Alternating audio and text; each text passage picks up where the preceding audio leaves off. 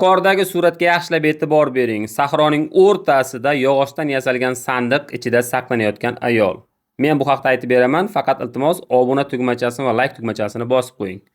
1913-yil fransuz fotografi va sayyohi Stefan Passet Mo'g'uliston hamda Xitoyga qilgan sayohatlari chog'ida Mo'g'uliston cho'llarida sandiqda saqlanayotgan bir ayolga guvoh bo'ladi va odamlardan so'raydi, nima uchun bu ayol bunaqa holatga tushdi deb.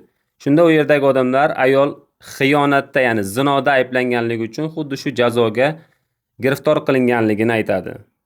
Fotograf yaxshilab e'tibor beradi, uning oldida ozgina suv hamda ovqat ham qo'yilgan bo'ladi.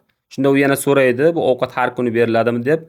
Ular aytadiki, yo'q, bu o'lim qolish chog'iga kelgan vaqtda bu ovqat beriladi, sababi bu jazoni u ko'proq, uzoqroq tortishi uchun deb.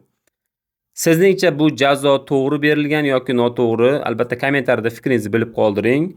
Nima uchun Sharqda ham, G'arbda ham xiyonat deganda faqatgina ayollar jazolanishgan, erkaklar emas? Albatta buni sababini bilsangiz ham kommentariyaga yozib keting.